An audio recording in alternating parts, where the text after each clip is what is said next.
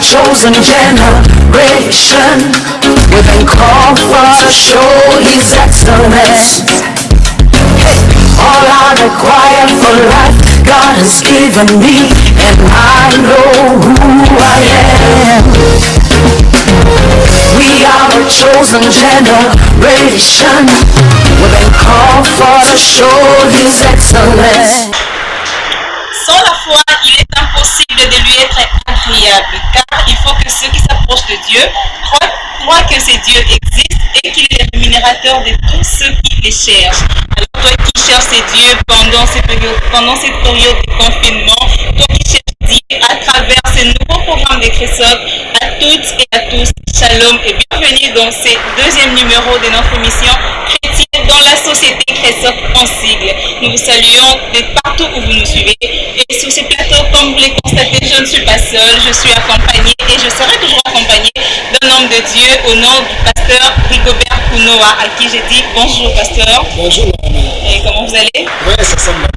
Et nous avons reçu la grâce de Dieu d'avoir sur ces plateaux un homme de Dieu, un papa pour moi, un papa que j'aime beaucoup, l'évêque Jean-Pierre Énoir Kouni. Bonjour, homme de Dieu. Bonjour. Comment vous allez? Oui, ça va, on est là. Oui, je ne répondrai pas de la même manière que le pasteur, ça semble aller. Moi, je dirais ça va, ça marche. Ça va. Plutôt qu'il a parlé de cette façon suite au confinement et tout, on ne sait pas ce qu'il a comme problème peut-être. Bon, il a répondu par rapport au thème, mais face à la société, peut-être que c'est la société qui l'a convaincé. Eh bien, ça commence déjà, vous pouvez constater, ça commence déjà. Et nous avons, je les rappelle, sur ces plateaux, l'homme de Dieu, l'évêque Jean-Pierre Énoir, avec qui nous allons parler des chrétiens dans la société. Nous allons parler de ce qui concerne les chrétiens dans un milieu hostile. Qu'est-ce que cela veut dire? Il va bel et bien nous expliquer tout cela tout au long de cette émission. Évêque Jean-Pierre Énoir, nous sommes un peu curieux. Ceux qui nous suivent et nous également sur le plateau, nous voulons savoir, vous êtes le pasteur d'une église qui est nommée Salem Tabernacle déjà. Et comment est-ce que cette rencontre avec le Seigneur a été? Comment est-ce que vous avez pu dire oui à cet appel? Nous voulons connaître ou encore savoir votre grande histoire d'amour avec le Christ. Ah bon, c'est depuis les années 80 que nous avons senti l'appel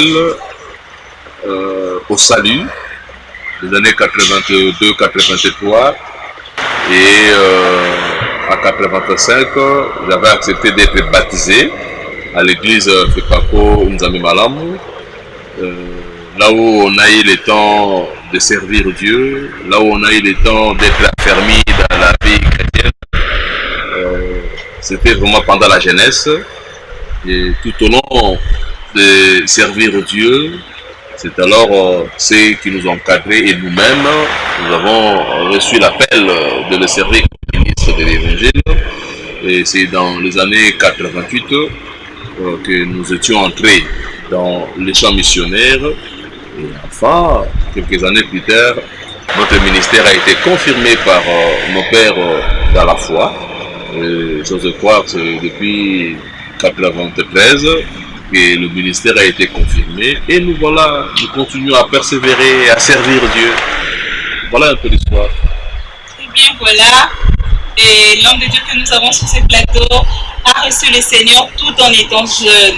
Il était si jeune, il avait des ambitions et des rêves, mais il a accepté de dire oui à cet appel. Et voilà pourquoi il est aujourd'hui notre invité. Au cas contraire, s'il n'avait pas accepté ou dit oui à cet appel, on ne l'aurait pas peut-être reçu.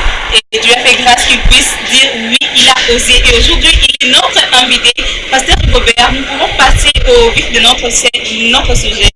Oui, en suivant son témoignage, nous allons constater qu'il a reçu le Seigneur dès le bas âge.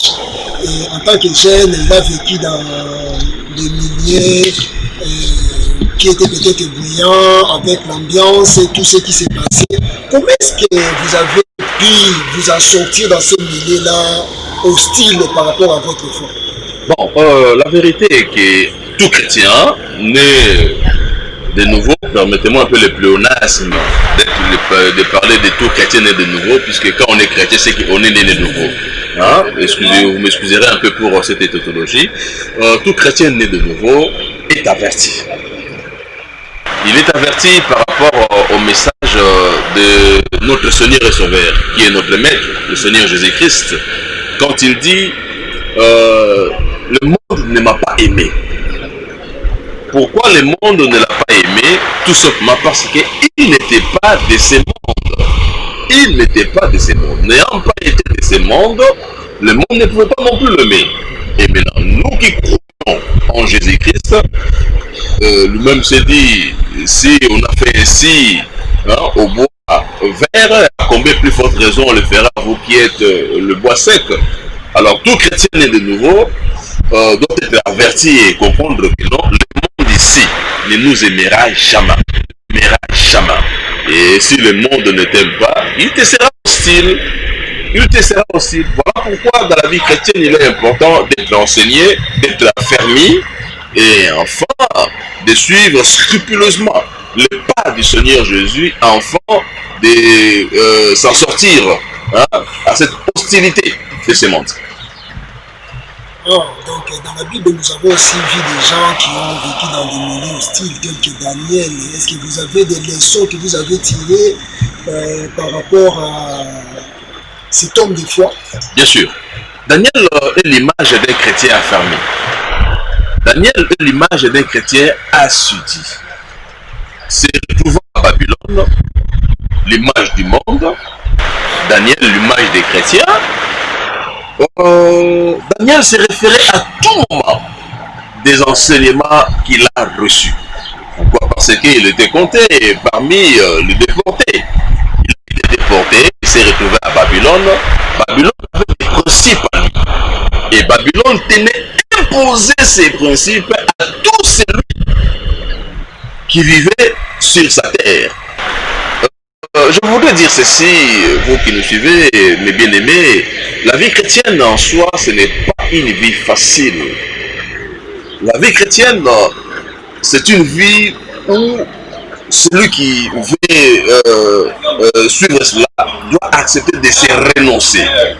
Il doit accepter la loi du Seigneur, tout en sachant que là où il vit, le monde où il vit, là où il est en train d'évoluer, ne le mérite jamais.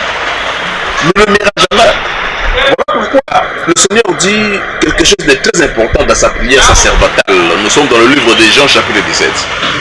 Père, je les ai laissés dans le monde, mais ils ne sont pas du monde. Ce monde qui ne m'a pas aimé ne les aimera pas non plus. Voilà pourquoi les chrétiens doivent être avertis et comprendre ces choses. Alors Daniel était averti. Daniel savait que Babylone ne le mérira jamais. Daniel savait que Babylone cherchera à s'imposer sur lui. Mais pour avoir été affermi, pour avoir connu ce Dieu, pour n'avoir pas eu la mort de Babylone, c'est encore une forme de l'idolâtrie. Quelqu'un aimait Babylone plus que Dieu. C'est encore une forme d'idolâtrie. Pour n'avoir pas accepté de tomber dans ces pièges et pour avoir été rempli de l'amour de la parole de Dieu, du Dieu d'Israël, alors au risque et péril, Babylone, Daniel plutôt, a dit non à tous les principes babyloniens qui ne cadraient pas avec la parole de Dieu. Lorsqu'on leur disait de ne pas prier, Daniel savait qu'un chrétien doit prier, et enfin l'heure de la prière il montait pour aller prier, il tournait sa face vers Jérusalem afin d'adresser des prières à Dieu. Lorsqu'on leur disait de se prosterner devant des statues, devant les rois de Nabucodonosor, Daniel qui était affairé disait non, je dois du respect des hommages au roi, mais non, pour l'idolâtrie, j'ai dit non, car l'adoration voulait dire moi, pour l'adoration, j'ai dit non, pourquoi? Parce que l'adoration est un domaine réservé à Dieu et à lui seul. Et plus Moïse, dans les commandements, quand il disait tu ne peux pas te prosterner devant des images. Et Daniel a dit non à cela. Pourquoi? Parce qu'il connaissait Dieu, il était averti, et enfin, il s'était renoncé. Et au prix de sa vie.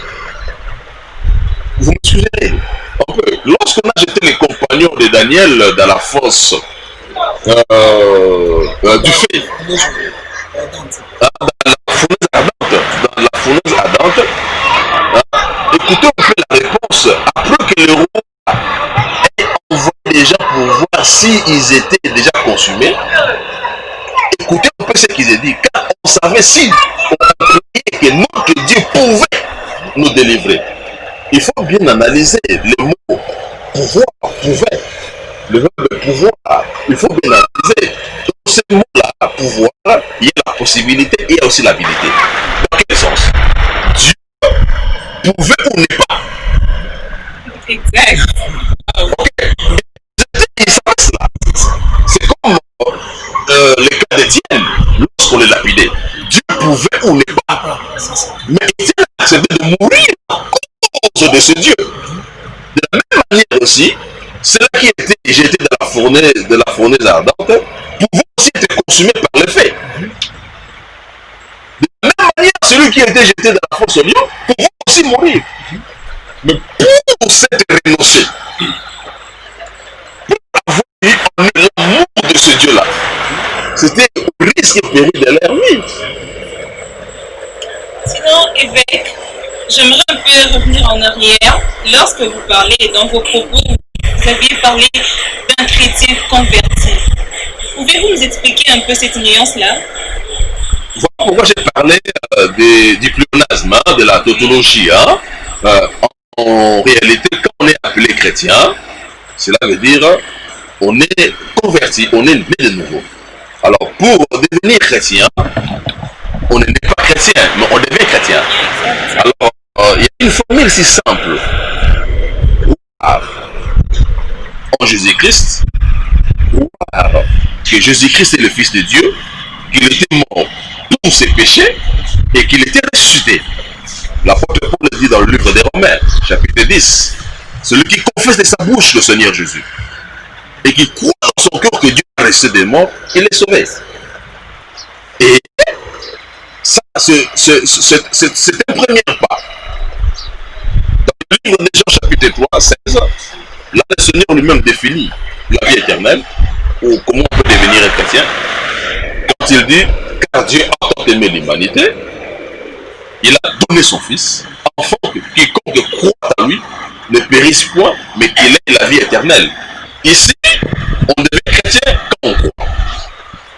Et à ce niveau-là, il y a eu plusieurs qui avaient cru. Et ce n'était pas arrêté là. Ceux qui avaient cru continuent à suivre l'enseignement du Seigneur, ou soit ils continuent à être affermis. Pendant des temps, 3 ans, 3 ans et demi, et à la fin de son ministère, nous sommes maintenant dans le livre de Jean, chapitre 17, verset 3. Il va devoir définir d'une autre manière la vie éternelle. Quand il dit, oh, la vie éternelle, c'est qu'ils te connaissent. Toi, le seul vrai Dieu. Cela veut dire, un chrétien est celui qui a cru en Jésus-Christ et il est affermi par les enseignements pour avoir une vraie connaissance de ce Dieu-là. Vous qui me suivez, profitez vraiment de cette émission parce qu'il y a des choses qui se disent ici vraiment très profondes. Évêque, je ne sais pas, il y a des ceux qui n'ont pas encore cru au Seigneur, mais leur peur est qu'en venant en Christ, ils seront hostiles par rapport, disons, ils vont vivre l'hostilité par rapport à leur milieu.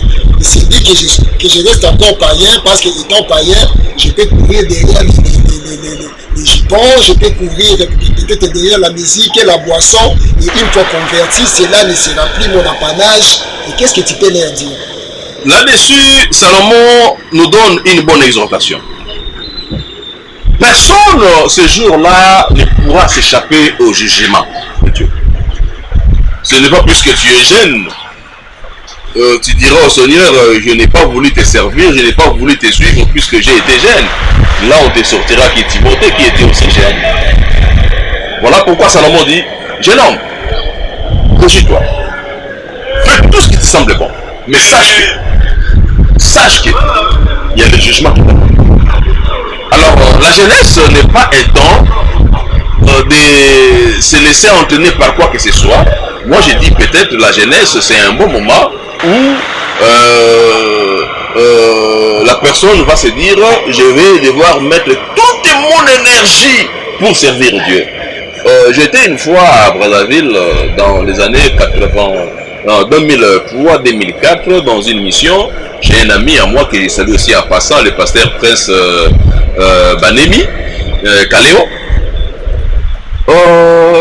On était parti dans une de ces églises, une église de maison. Et là, c'était un vieux papa. Je ne sais pas si le Seigneur l'a déjà récupéré dans au sein d'Abraham, je ne sais pas. Je me rappelle encore de son prénom, papa Antoine. Il était retraité, vraiment fatigué, vu le poids de l'âge. Pendant qu'il voyait en train de servir, ce papa nous disait un mot. Oh, mes enfants, si j'avais moi reçu le Seigneur à votre âge, je ne sais pas qu'est-ce que je devais encore faire, qu'est-ce que j'allais faire pour ce Dieu-là. En tout cas, je suis fier de vous voir. Je vous envie même. Voyez-moi votre papa, déjà fatigué, vu le poids de l'âge. Voilà. Il n'arrivait même plus à bien marcher. Mais que ce qu'il faisait, ses papas étaient en train de mettre ses petits moyens au service de l'œuvre de Dieu. Mais il était tenté de regretter. C'est là où moi je me dis, la jeunesse c'est vraiment un bon moment de pouvoir servir Dieu. Et d'ailleurs, je te dirais, mon frère, tu ne seras pas le premier. Il y a des Timothées qui ont servi Dieu. Dans la Bible, il était encore jeune. Il y a des titres qui étaient encore jeunes. La jeunesse c'est un bon moment pour servir Dieu. Il ne faut pas attendre la vieillesse, hein, pour que tu pourras peut-être commencer à regretter comme le papa dont je viens de parler. Hein? Et il ne faut pas non plus attendre la vieillesse, puisque tu ne sais pas, l'homme n'est pas le maître de son souffle. Ah bon? Je ne sais pas, maman Naomi, qu'est-ce que vous en dites? Oui, c'est ce que l'homme de Dieu vient de dire d'ailleurs. Je ne sais plus quoi ajouter. Les grands temps, c'est maintenant que nous devons servir Dieu, parce qu'on est encore jeune et bientôt là, on ne sera plus jeune. D'ailleurs, demain ne nous appartient pas. C'est aujourd'hui qui nous appartient et Dieu nous a fait grâce d'être là aujourd'hui. Servons Dieu dès maintenant, n'attendons plus. Et l'évêque Enoch, vous avez beaucoup parlé, vous nous avez grandement béni. Et s'il faudrait que vous puissiez vous résumer en quelques lignes, qu'est-ce que vous allez nous donner comme message? Ah bon, je dirais ceci. Bien-aimés, vous tous qui nous suivez, n'attendez jamais que ce monde puisse vous aimer. Car celui qui était le juge, et le juste juge, le juste, voulais-je dire moi, notre Seigneur, ce monde ne l'a pas aimé. Et nous qui le suivons, ce monde ne nous aimera pas non plus. Il nous sera toujours hostile. Car ce monde a sa manière et ses principes. Que cela ne t'étonne pas si tu apprends que dans un pays quelconque, on a homologué le mariage homosexuel. Oui, c'est de l'hostilité. Que cela ne t'étonne pas quand tu vas peut-être aller chercher des boulots ailleurs, qu'on t'impose une religion. Tu n'es pas le premier. Et tu ne seras pas le premier. Et ça n'a pas commencé aujourd'hui. Ça a commencé depuis les temps anciens. C'est le même monde, c'est le même système qui nous régit. C'est le même système. Mais avec la foi chrétienne, il est possible que tu puisses t'imposer. Si Daniel s'est imposé, si Mardoché a fini par s'imposer à Suse, et enfin, il a été élevé en dignité à la place d'Aman, il est aussi possible, mon frère, toi qui me suis, dans ta fermeté, avec ta foi, que tu arrives à t'imposer. C'est possible. C'est possible. Vu l'hostilité du monde, je ne te conseillerais pas de suivre les caprices de ce monde. Et je ne te conseillerais pas non plus de fléchir. Car il y a de ceux-là qui ont refusé de fléchir. Mardoché a refusé de fléchir devant Aman, malgré le bois qui a été préparé contre lui, mais au prix de sa vie, Mardoché a tout accepté, mais Dieu dans sa fidélité a fini par le lever. Le monde a été même hostile à l'égard de la reine Esther. Il y a eu des lois qui ont été imposées, entre autres. Esther, reine, ne pouvait pas aller voir le roi si le roi ne l'avait pas appelé. Et qu'est-ce qu'Esther a dit? Malgré la loi, malgré les lois, j'entrerai. Alors, dans la vie chrétienne, je voudrais te dire, c'est une vie de risques. Alors, il faut accepter ces risques-là. Et ces risques-là, ça fait aussi partir de ta foi. Ça fait aussi partir de ta foi. Il faut accepter le risque-là. Malgré la loi, je me lève pour dire non à cela. Vous voulez nous imposer le mariage gay? Je dis non. Vous voulez m'imposer une religion pour, par contre, en contrepartie, le travail ou être embauché? Je dirais non. Nous chrétiens, enfants de Dieu, nous qui sommes nés de nouveau, nous qui suivons et gardons la foi chrétienne, nous devons être préparés dans ces choses. Nous devons être préparés dans ces choses et dire non, là il faut dire non. Dire oui, là il faut dire oui.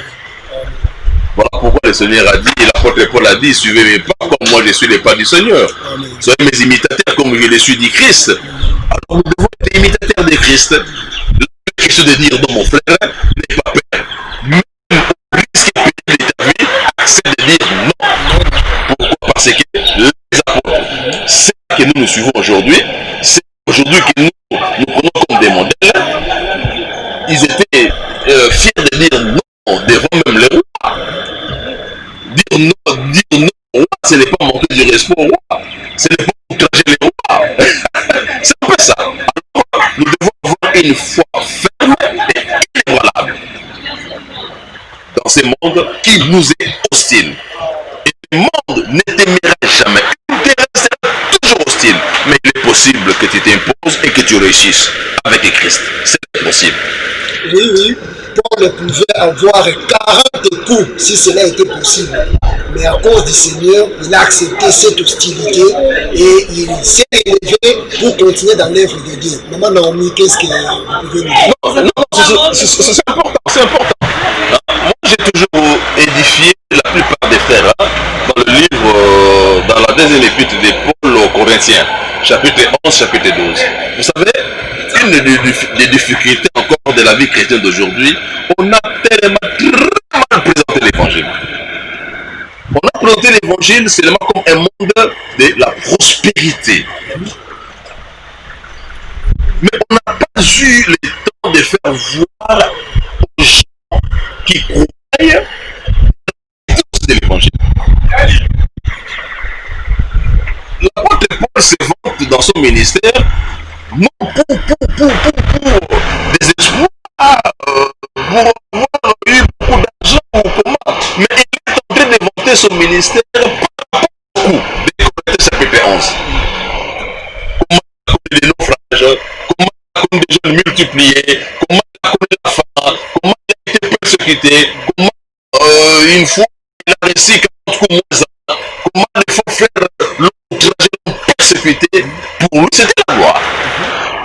Alors nous devons arriver aussi à bien expliquer la vie chrétienne. Ne faisons pas forcément aux gens une face de l'évangile qui est la prospérité, peut-être aussi mal présentée, mal définie, mal enseignée. Mais faisons voir aux gens la parole de Dieu dans son bon sens. Il est possible que celui qui crie au Seigneur soit persécuté. Faisons voir aux gens qu'il est possible aussi qu'il ait la persécution. Mais quand il y a la persécution, on est sans combat spirituel, on est sans démon. Non, je ne pense pas que l'apôtre Paul était possédé, je ne pense pas qu'il y avait encore des lois établies dans sa vie, je ne pense pas qu'il y avait des poursuites démoniaques ou quoi que ce soit. Mais c'était l'hostilité. Face à l'hostilité, quoi faire? Face à l'hostilité de ce monde, il était question que l'apôtre Paul résiste. Et quand tu résistes face à l'hostilité, c'est la persécution. Mais il dit